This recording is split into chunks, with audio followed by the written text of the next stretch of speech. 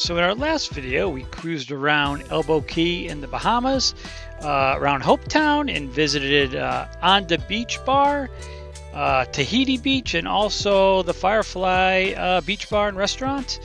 And also cruised over to Great Guana Key for Easter, where of course we saw the Easter Bunny and Easter egg hunt, and hung out at Nippers and Grabbers for the day. Even Pancake had a blast. In this video, we start making our way up from Elbow Key in the Abacos, where we anchor out to Mangrove Key for the night, and we make our trip over, crossing the Gulfstream back to Florida. And then we head our way up towards Vero Beach, get into a little bit of a problem, and try and resolve it, but also have a little bit of a good time as well. Have you ever dreamed of selling it all and cruising into the sunset?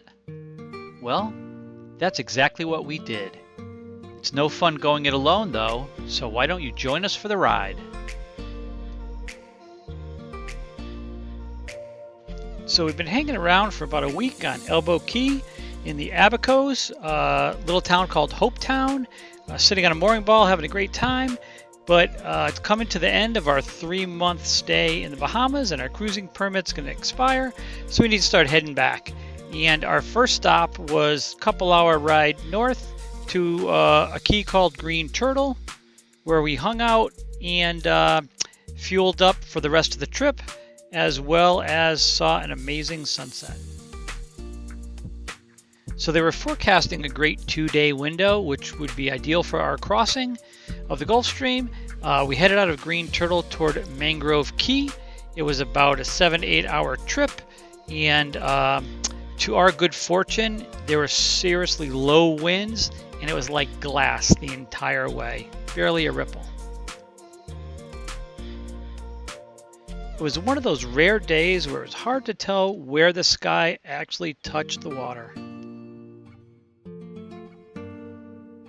We do our best to keep busy on these sort of longish passages, but when it's hot out and there's no waves at all, the day can just drone on and drone on, and you do whatever you can to try and keep yourself amused. Pancake, on the other hand, absolutely loves these type of days because she sleeps the whole time. Typically she's alert if it's a little bit choppy out there, and she doesn't like it at all, but this type of day was made for her.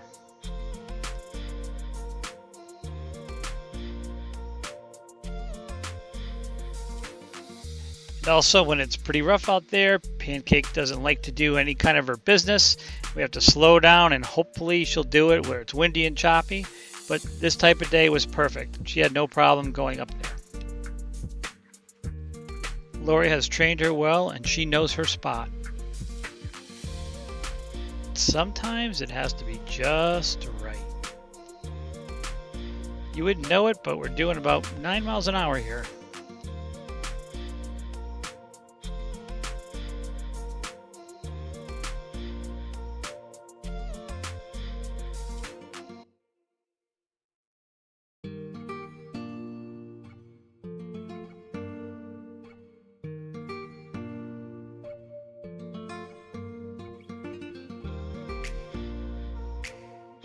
So once anchored at Mangrove Key, which is an uninhabited little scrubby island, we expected it to be calm, but we did have kind of a bumpy night there with 1 to 2 foot chop.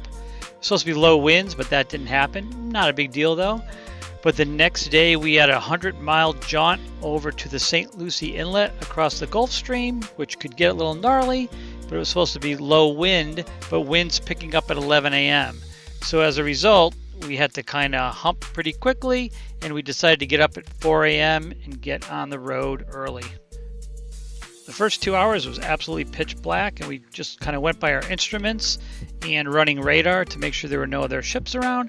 But we were on the Bahamas bank, which is only about 15 feet deep, and usually large ships don't go there. We did see a few people at anchor. We saw their anchor lights, but it wasn't a big deal. And then we knew we'd get to the Gulfstream where the big ships are when the light of day was coming up, so then we could have better visuals. And we did have a buddy boat nearby, about a half-mile away, were our friends Chris and Julie on Headway. Coming into St. Lucie Inlet, beautiful day. Tide's coming out, so it's a little choppy, but Sunday the 16th of April.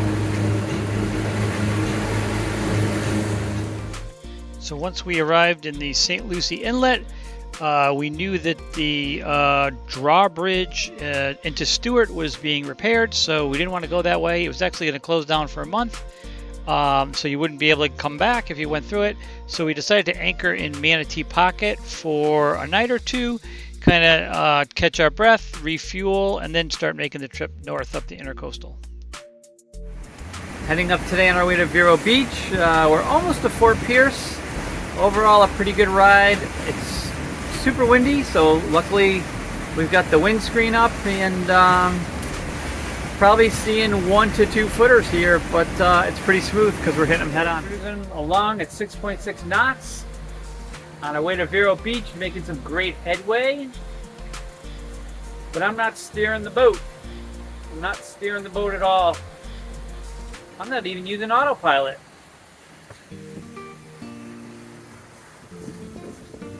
We're getting towed.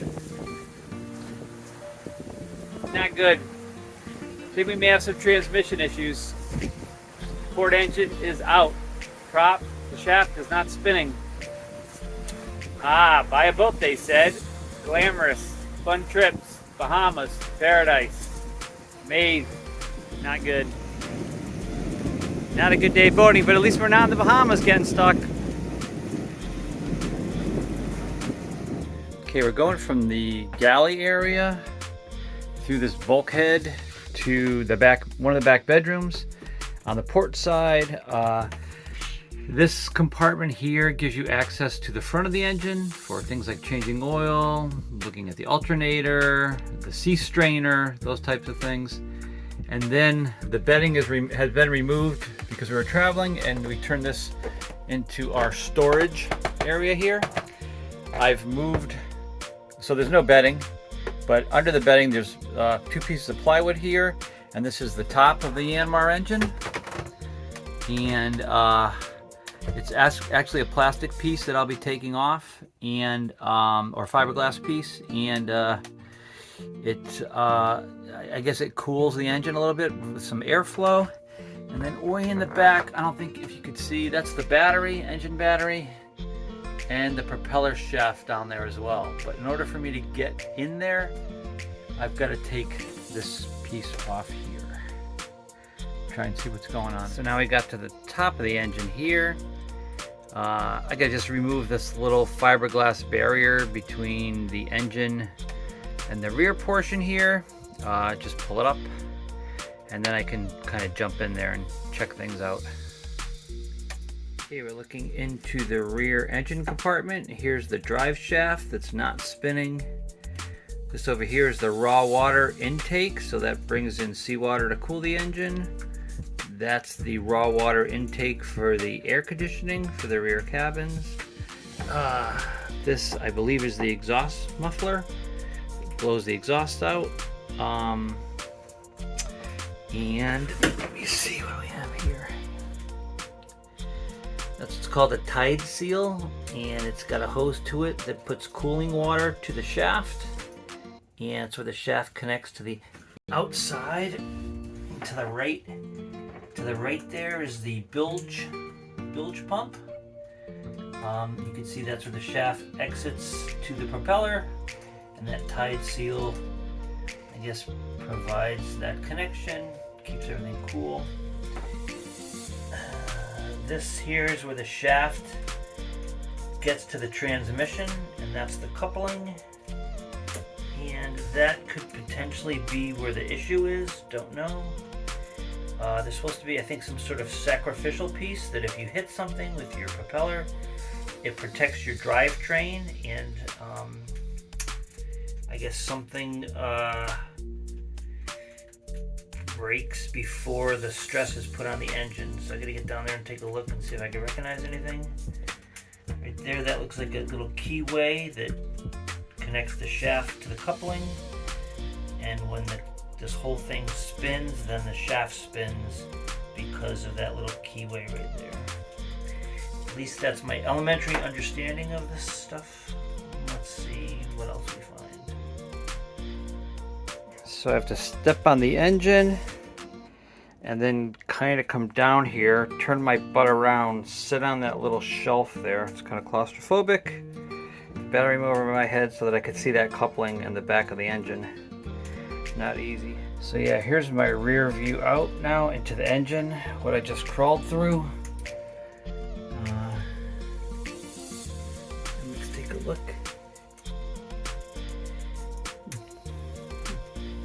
The arrow on the coupling that says transmission in that direction. I don't know. Kind of look around a little, see if there's anything odd. Right now, it doesn't look like anything's odd.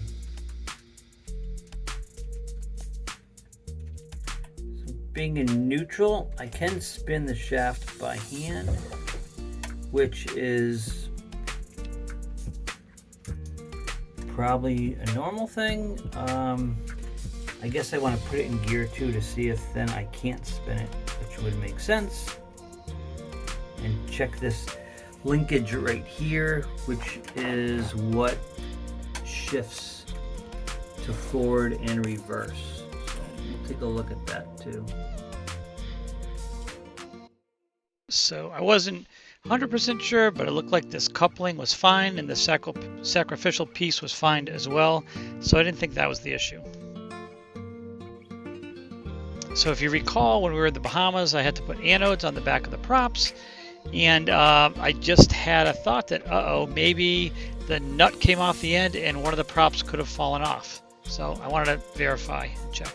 So I attached my waterproof GoPro to a long rod and to put it underneath the boat and to see if I could see if there was any issues. And luckily everything checked out fine. The anode and nut and propeller were there and there were no damages. So after having not the best day, we decided to go over with our friends to the Riverside Cafe, which is just the other side of the bridge from where the marina was, and have some food and drink. The Riverside Cafe has an old Florida rustic feel, but it was jam-packed, which tells you the food is good and the drinks are great. They had a great live band playing cover tunes, and I tell you, these seasoned musicians were pretty damn good.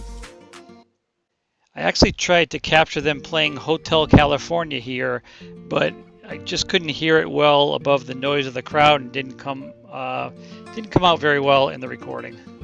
Well, remember what I said about the drinks? Well, I guess I tried to encourage everybody to do the limbo on the way back to the boats. Limbo. Yeah, let's do this. No. We can do it. Yeah, we're doing this. Do this. Oh, this is. Oh, Chris, this is ugly. Shit. No. Oh, it's not good. It's a bad idea. It's fucking terrible. No, do it. No. Do it.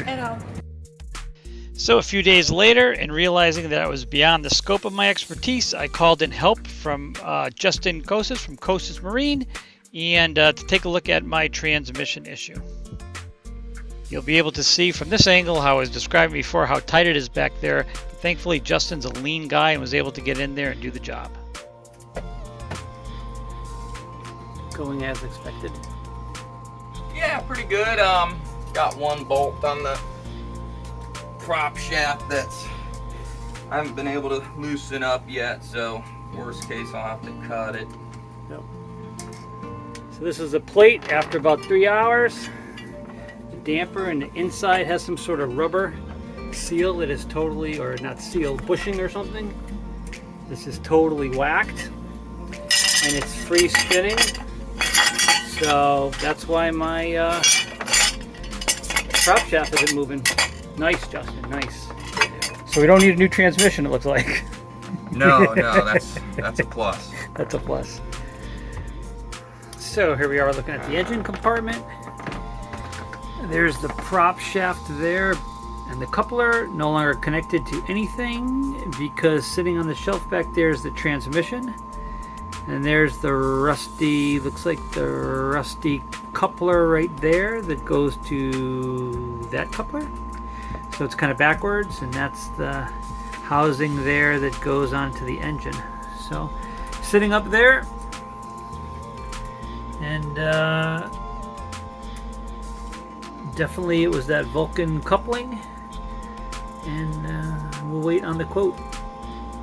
So it's been a big day with transmission issues, but Pancake was acting up last night, so Lori slept up top here, and apparently she had a bad sleep, and she's got a crick in her neck. I can't even turn. So she called Shaquille O'Neal, since we're in Florida, and she got herself an icy hot. Look at that. How's that icy hot doing? It's not very hot. Because why? Because it's 2016. 2016. We don't know how to throw shit away. It's the way we roll. Yeah. The way we roll on Island Time. That's right. So, I'm not sure, Shaq. If you watch this video, Shaq, can you send us some icy hots that work? Thank you. So Justin was able to fix us and get us back going. Lori's neck's all better. Island Time is back in action again.